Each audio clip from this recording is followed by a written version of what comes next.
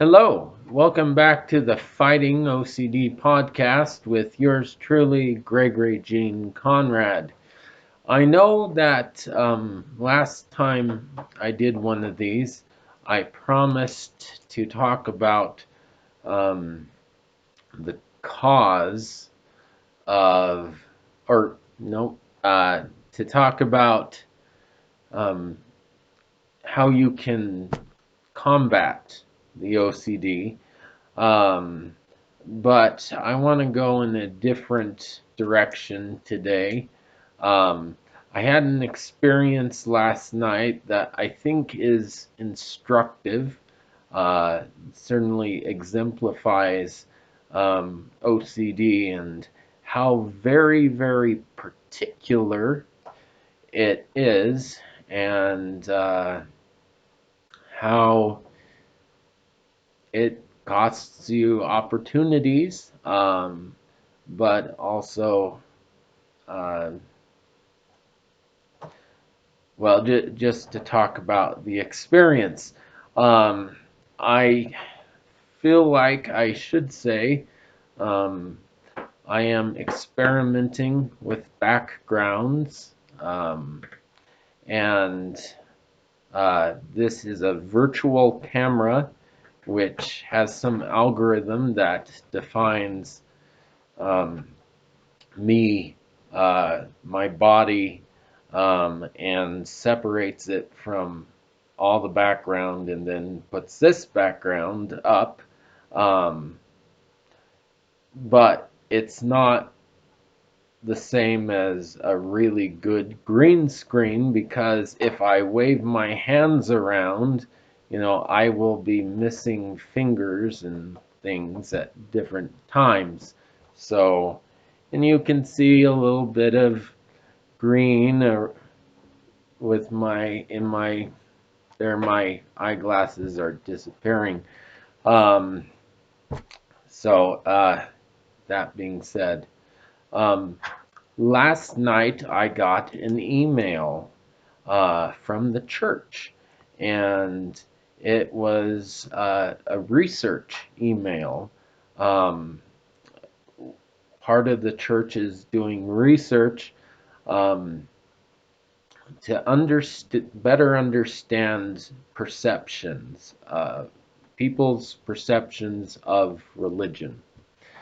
And so I thought, well, this is interesting. I'll take this survey, which normally, I mean, I hate surveys. I try to stay away from surveys, but this sounded interesting. So I started it and I went through the various questions, and then I came to this question. Are you comfortable discussing your honest opinions and beliefs about religion in a group setting?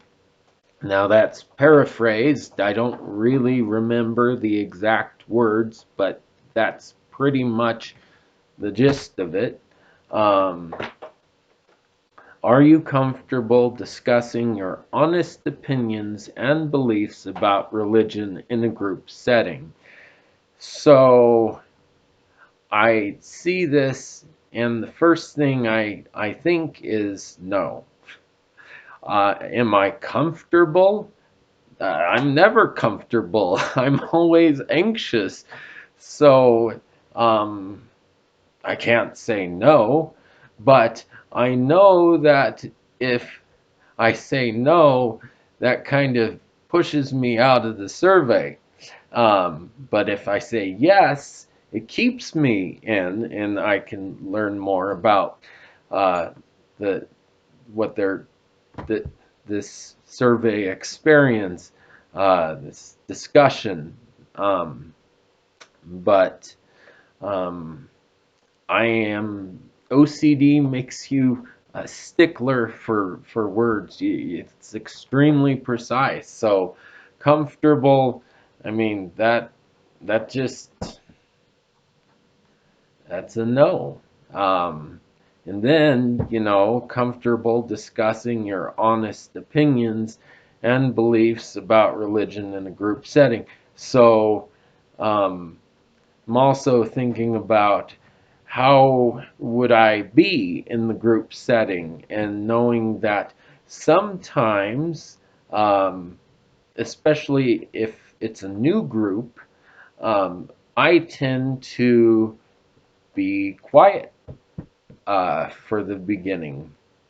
And then as I get used to it, I pretty soon struggle to uh, not be the center of attention, to not be the one that's speaking all the time, because I really enjoy discussion, and my brain is always getting me to think of everything in a slightly different way, so I can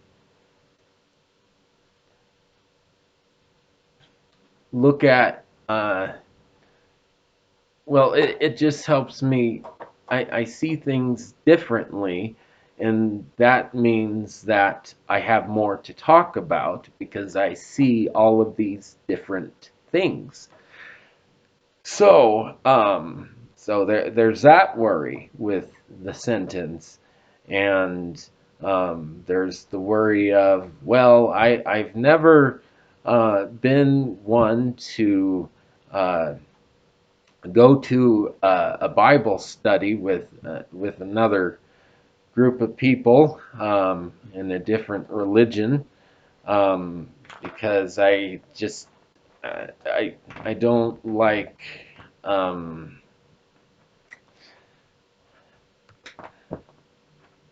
contention, and I recognize that talking about religion can make people mad, and it might lead to bashing and things about that. And I'm certain that that's not what this survey opportunity is wanting. They don't want bashing, but they do want honest opinions about your perceptions of different religions. Um, and so I've not really done that, but again, it sounded really interesting. And um,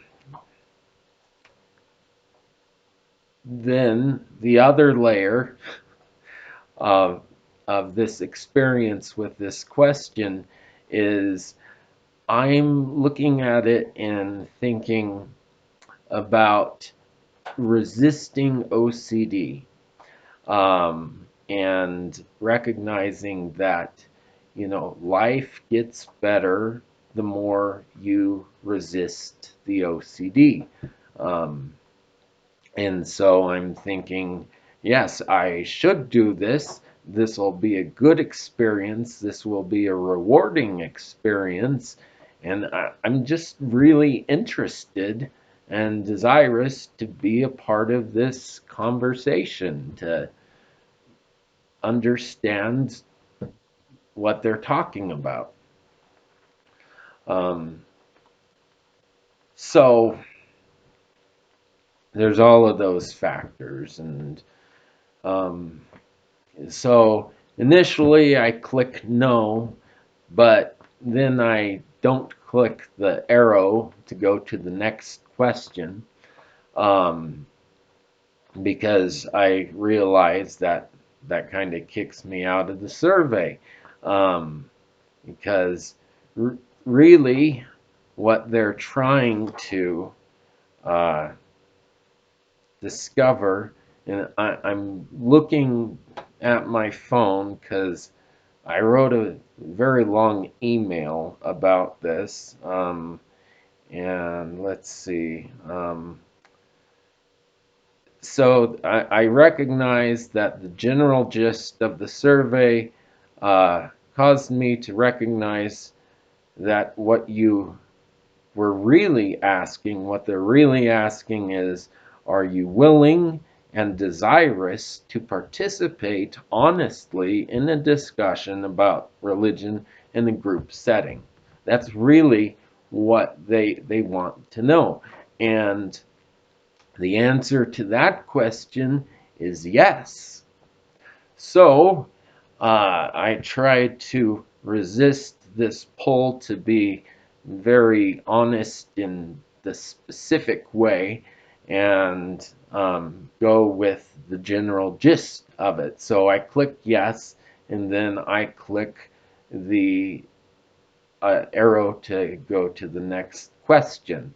And the next question is um, please check all the boxes that indicate when you are available to participate in this discussion, um, given a range of dates and given what time of day uh, it's happening at. And so then that kind of scared me because it's making it a little more real, and I'm thinking more about the discomfort.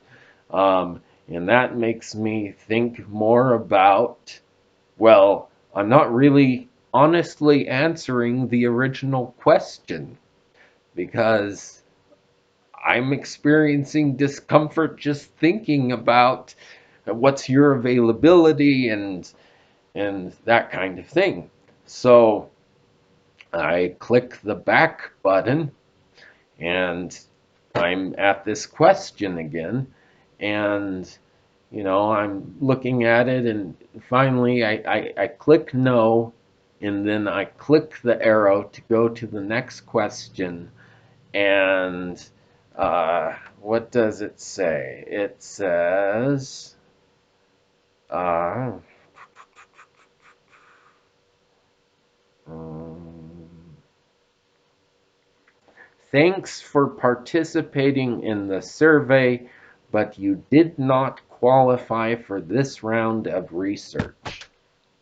So then I'm like, bummer, that's not what I wanted.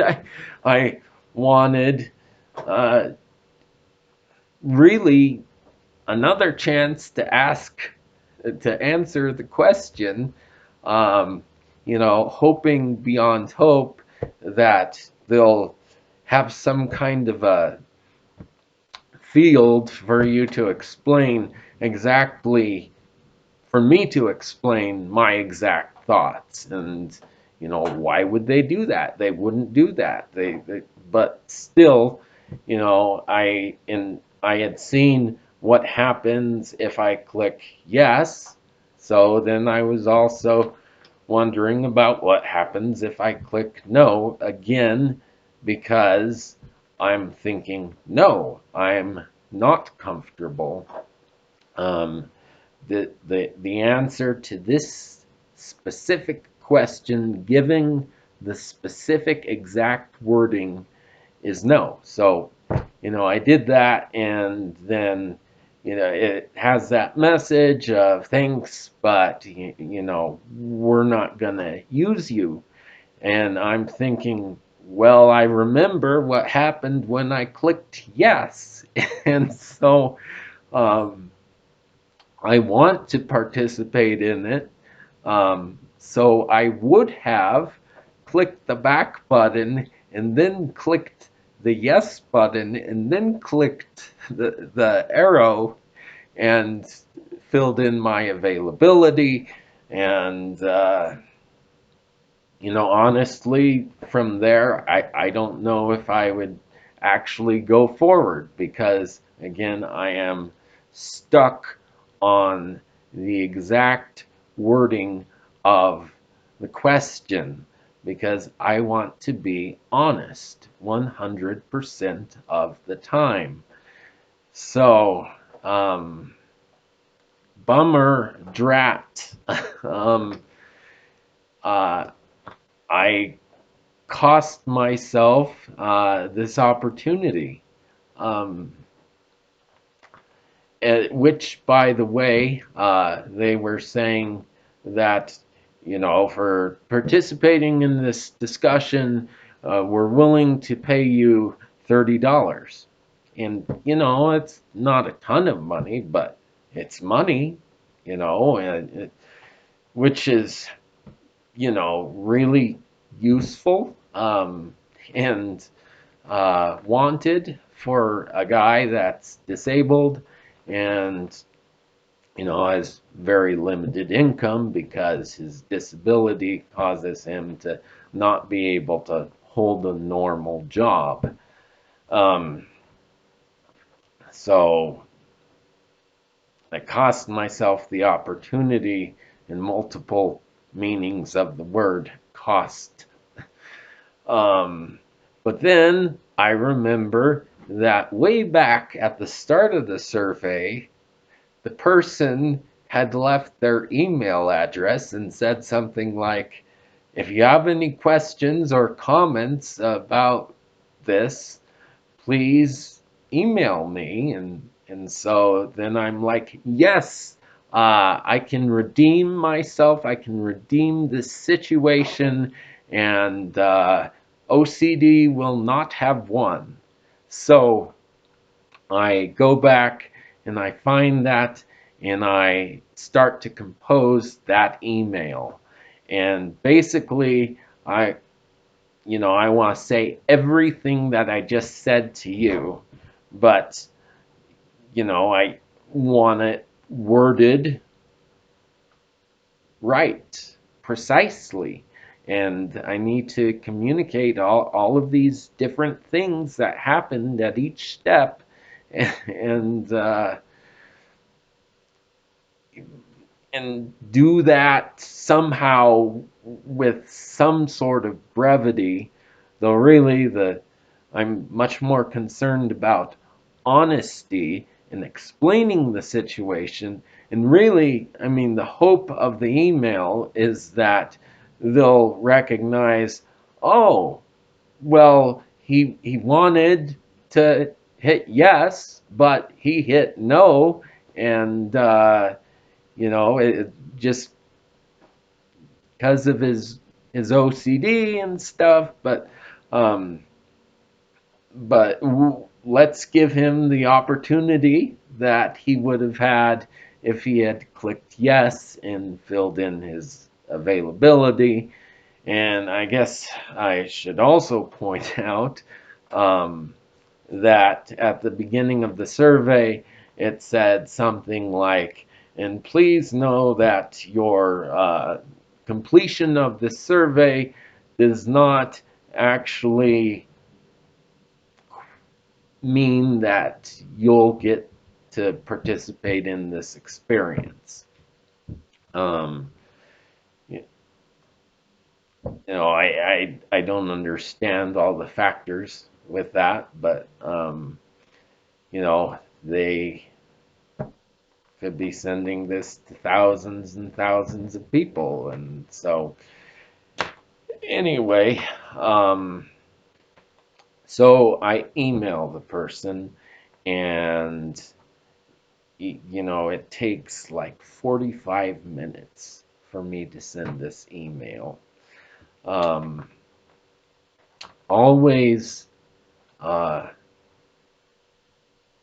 going back to being in public schools, K through 12, we realized that a good rule of thumb for timing is however long it takes a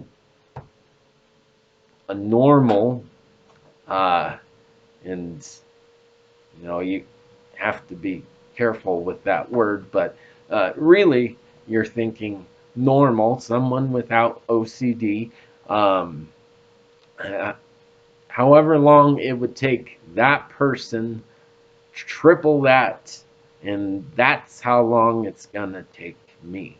And so at the beginning of the survey, it said this should take 10 minutes. And so I automatically thought, okay, we're looking at half an hour. And, I think all of that took half an hour, uh, maybe more. And then, just, I really hate sending emails because I feel boxed in by punctuation and grammar, and more so by the exactness of the wording that I need to be 100% honest uh, in every situation. And so there's things like, well, if there's three of something, do I can I say a couple? Can I say a few? I mean, if there's five of something, I guess that's a better number. Does that constitute a few or several? And, I'll be stuck on that question for however long. So,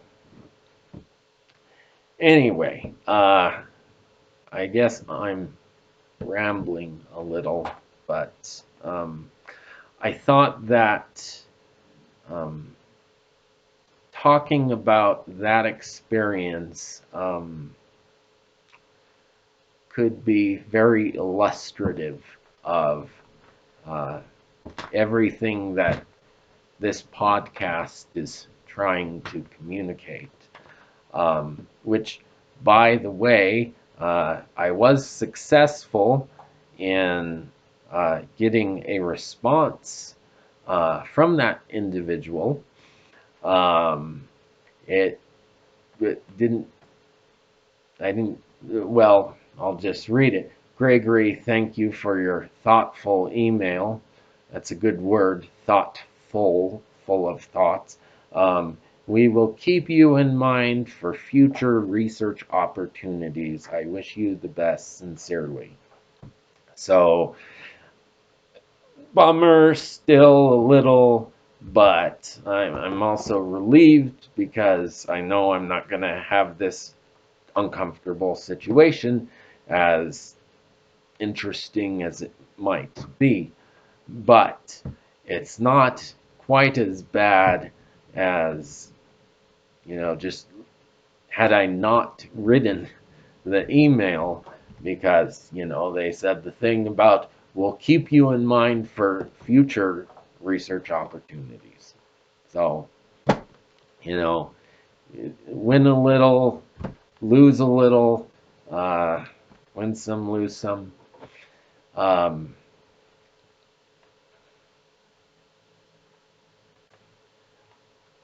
I would read you the email to show you how specific it is, because I'm still not sure that I've communicated this situation adequately to you. Um, but I am going to resist and just say that this has